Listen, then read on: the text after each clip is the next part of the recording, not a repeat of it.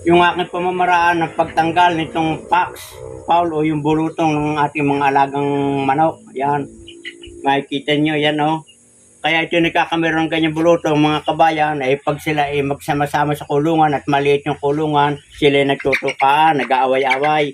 Ay ngayon, pag nagtagal na yan, magkakaroon ng sugat hanggang sa dadapo ng lamok kakagatin, nagkakaroon siya ng bukol at nagkakaroon ng laman na parang nana yung kanilang naging sugat. So, ang ating gagawin mga kabayan, ay ang papakita ko yung aking natutunan ng pamamaraan doon sa aking kaalaga din ng manok. Ito ang ating unang gagawin mga kabayan.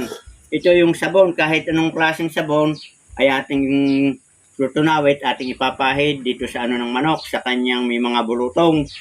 At ito naman yung paminta at saka na itong dahon ng panyawan.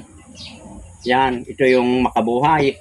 Ay ang gagawin natin, ating didikdikit yung katas ay siya natin ipapahid dito sa pinagtanggalan natin ng langib nitong kanyang bulutong. At yun namang ating ipapainom ay di tayo pwedeng bumili ng moxel powder at siya natin ipapainom para madali siyang mabahaw. So ito mga kabayan, atin munang babasahin, bababarin yung kanyang mga sugat. Yan. So, nasa mata ay hirap na hirap ang manok pagka hindi natin tinanggal yan. Kung ating papainumin lang ng mga paminta, hindi agad maalis yan. Nasasakta at mahapdi ang sabon mga kabayan.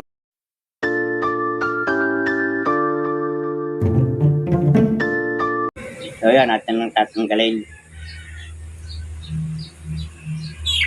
Yan. Pag hindi natin tinagal ng gayaan ay magtatagal bago siya kumawang.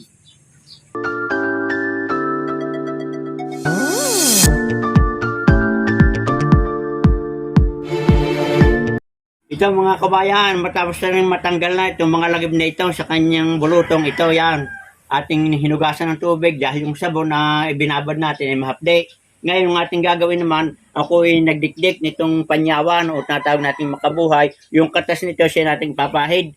At dahil itong halamang ito ay antimicrobial, napakagaling ito sa mga sugat o yung mga infeksyon at meron ding anti-inflammatory properties, yung mga pamamaga ng kanyang mga palong ay maibisan ito. Yan, ating ilalagay. So, napahira na natin ng ating kinatas na panyawan o yung makabuhay. Ngayon, ang ating susunod na gagawin, atin naman siyang painumin ng paminta. Bali 5 butil yan, ating gagawin pagpapainom umaga at hapon. At ating obserban ito hanggang 10 hanggang 7 araw. Ito atin ang papainumin na. 5 lang at baka ma-overdose pag 10. Umaga at tanghali. Yan, itong kabayan. Tatlo. O yan. Yan, kabayan, nakainom na. Yan. At ang sunod naman dito, yung kanyang painom, may ating lalagyan ng amoxil powder.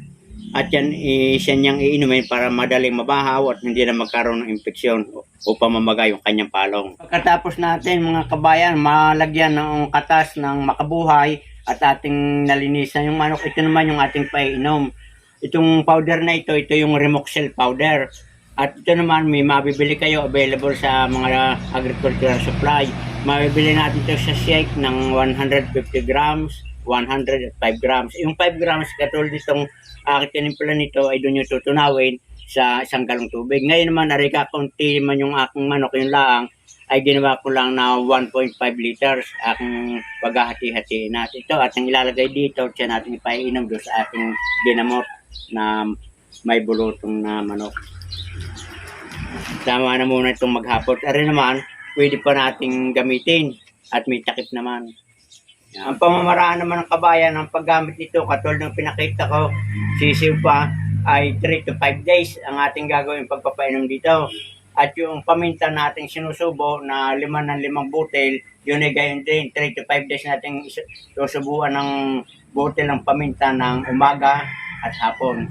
At ating obserbahan hanggang 10 to 12 days, yun ay baka babahaw na yung kanyang mga bulutong at yung kanyang sakit sa chicken pox. Ito mga kabayan, atin ang ilalagay dito sa ating kulungan.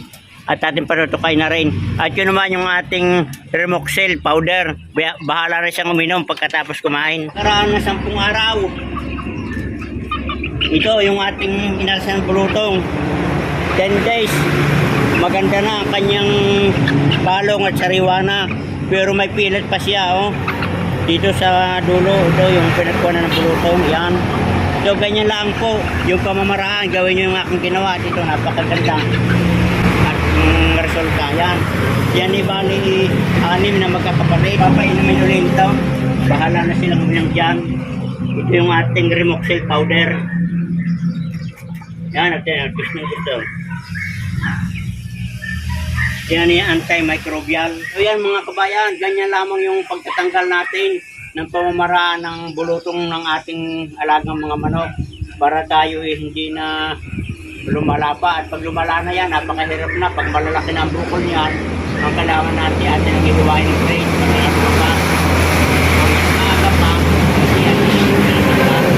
In good health, magandang araw muli mga kabayan. At pakipindot na rin ng notification bell. Please like and share para maraming tao makatuto ng ganyang pamamaraan.